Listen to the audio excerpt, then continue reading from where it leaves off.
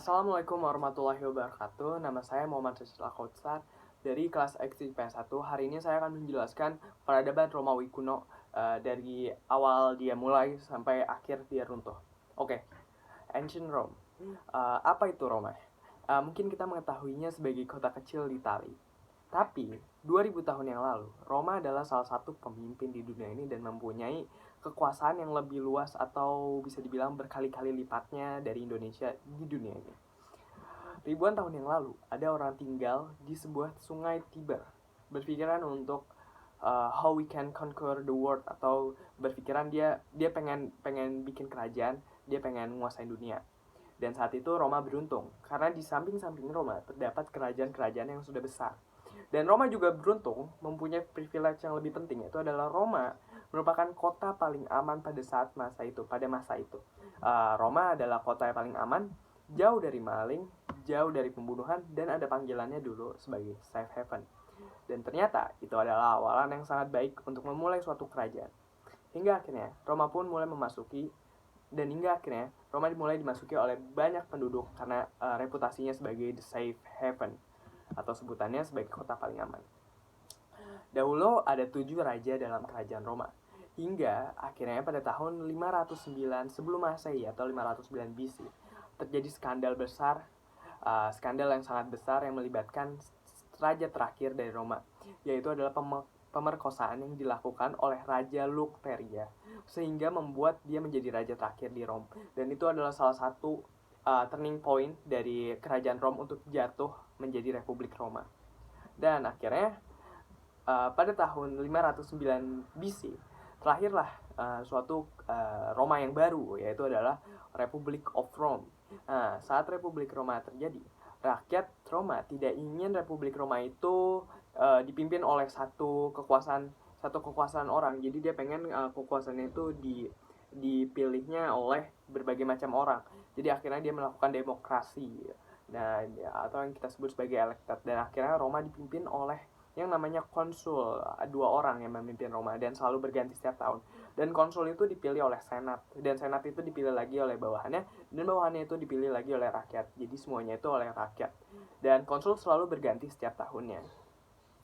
Dan setelah akhirnya Republik Roma, orang mulai memanggil Roma sebagai SPQR yang mempunyai arti Senatus Populucus Romanius.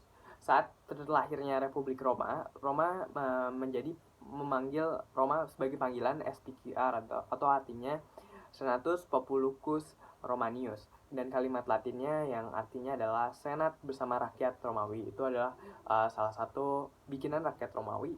Untuk wujudannya dia tidak ingin menjadi pemimpin yang tidak ingin bersama rakyat. Jadi dia pengen pemimpin yang benar-benar dari rakyat.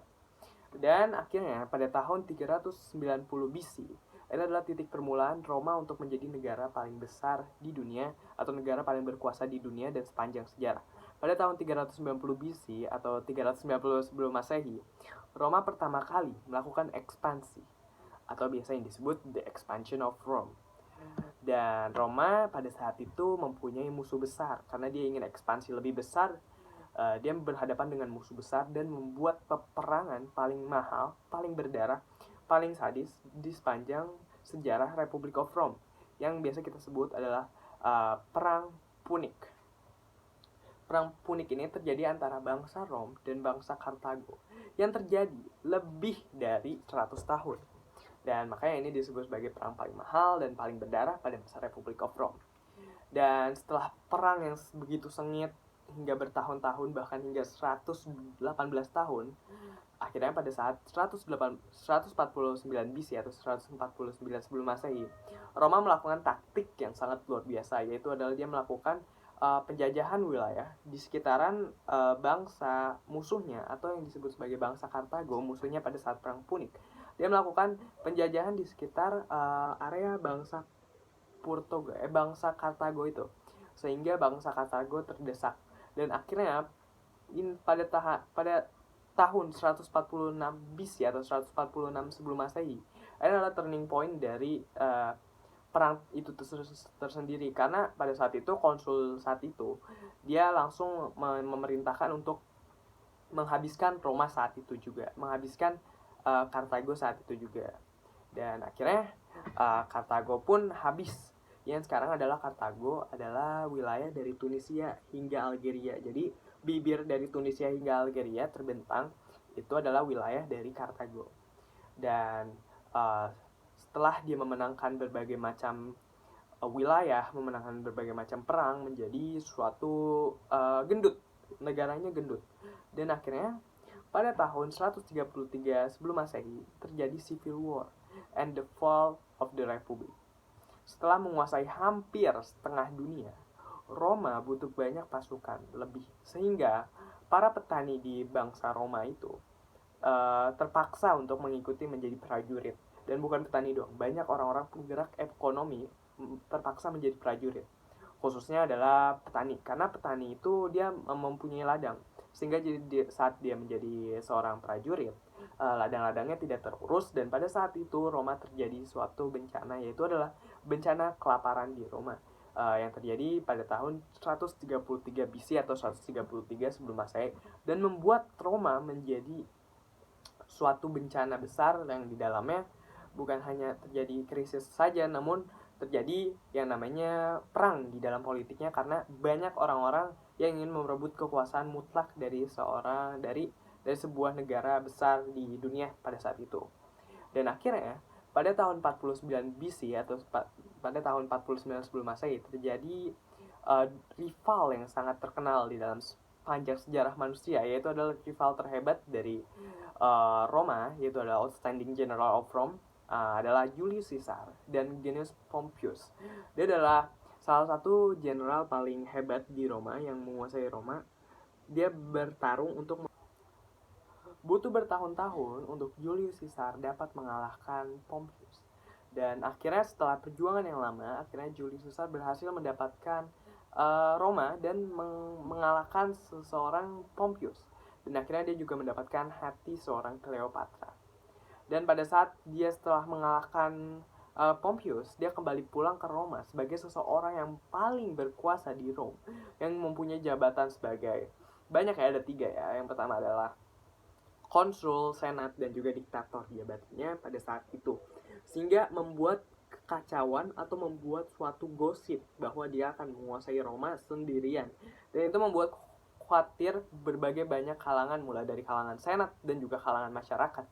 Sehingga pada saat itu senat dan juga masyarakat mulai melakukan perencanaan pembunuhan berencana untuk Julius Caesar, karena takut akan terjadi suatu yang namanya kelebihan kekuasaan. Karena pada saat itu juga Julius Caesar ingin menjadi seseorang yang paling berkuasa juga. Jadi pada saat itu senat-senat takut Julius Caesar itu menjadi seseorang yang berkuasa. Akhirnya Julius Caesar terbunuh di tangan para senat. Dan setelah Julius Caesar terbunuh, dia digantikan oleh grandnephew-nya atau cucunya bernama Augustus Caesar. Nah, pada saat ini Augustus Caesar adalah merupakan seseorang yang handal, seseorang yang hebat untuk mengatur sebuah negara besar seperti ini. Julius Caesar hanya memimpin Roma itu hanya 4 tahun. Namun Augustus Caesar dapat memimpin Roma selama 43 tahun. Dan akhirnya di bawah tangan Augustus Caesar pada tahun 27 Masehi terbentuklah The Empire, The Age of Augustus. Nah, di sini udah kecium-cium bau namanya kekaisaran dari suatu Romawi. Nah, dia mengambil seluruh kekuasaan. Jadi Julius Caesar adalah seseorang yang hebat dalam mengatur kekuasaan. Dia juga seseorang yang sangat berkuasa pada saat itu, karena dia mengambil seluruh kekuasaan dan menjadikannya sangat berkuasa. Namun, ia adalah pemimpin yang sangat hebat, hingga membuat perekonomian bangsa Rom itu kembali meningkat, bahkan melejit. Karena sebelumnya bangsa Rom melanda krisis kan pada saat perang sivil tersebut, dan pada saat kekosongan kekuasaan setelah merebut berbagai macam tempat. Nah, itu membuat pada saat masa Augustus Caesar juga terlahir berbagai macam gladiator, bangunan-bangunan besar terlahir, roti yang berjibun juga, dan disebut sebagai salah satu The Golden Age of Rome, salah satunya. Nah, akhirnya the first emperor atau kekaisaran pertama yang resmi itu adalah pada tahun 14 Masehi. Di saat yang sama juga Roma melakukan ekspansi bahkan hingga ke Britania Raya. Dan pada tahun 96 Masehi, ini disebut juga salah satu the Golden Age of Rome dan sebutannya sebagai the Era of Good Era. Nah, pada saat itu yang memimpin adalah Kaisar Trajan sebagai salah satu kaisar di masa itu. Merupakan kekaisar terbaik yang dipunya setelah Augustus Caesar. Bahkan kekuasaan Roma saat itu sudah melebar hingga bibir Cina. Bibir China itu di kekuasaan Roma itu saking lebarnya dari tadi Tunisia, Algeria, dia lebar lagi Britania Raya, lebar lagi sampai ke bibir Cina. Itu jadi kekuasaannya tuh beneran seluas itu pada masa si Kaisar Trajan ini, makanya disebut sebagai the era of good era gitu. Dan di masa Trajan ini dia juga membuat, karena wilayahnya sangat besar, jadi dia membuat suatu jalan atau akses untuk ke seluruh wilayahnya. Makanya di sini adalah salah satu golden age-nya banget, karena ini adalah salah satu infrastruktur paling penting di Roma. Dia menyatukan seluruh Eropa di Kaisar Trajan ini. Makanya ada pepatah bilang banyak jalan menuju Roma itu bikinan dari Kaisar Trajan. Nah, akhirnya setelah kejayaan yang sangat jaya dari Kaisar Trajan ini, akhirnya Kaisar Trajan ini meninggal dunia. Dan akhirnya setelah kekosongan kekuasaan itu, pada tahun 180 Masehi terjadi krisis lagi di Rome. Nah, krisis ini dilakukan oleh kaisar yang baru yang namanya adalah Marcus. Melakukan banyak kebijakan konyol sehingga membuat masyarakat dan membuat para bawahannya itu merasa kesal dan merasa dirugikan. Karena kebijakannya sangat konyol dan kebijakannya sangat merugikan, sehingga terjadi banyak kekacauan di dalamnya. Bukan hanya kekacauan di luar saja, ini sama seperti kejadian kekacauan saat Perang Sipil kemarin. Tapi ini kekacauannya juga terlingkup di dalam politiknya. Dan akhirnya pada tahun 260 Masehi, Roma itu terjadi krisis hebat sehingga 1/5 dari kekuasaannya atau wilayahnya itu diambil sama musuh lain. Dan itu ada di sekitaran Yerusalem, itu diambil sama musuh lain. Dan akhirnya pada tahun 284 Masehi, 1/2 kekuasaan Roma itu diambil alih oleh para musuh. Jadi musuh-musuh itu pada ngambilin kekuasaannya dia, karena udah ininya udah lemah banget, ke kerajaannya sudah terlalu lemah. Akhirnya dia jatuh kekuasaannya.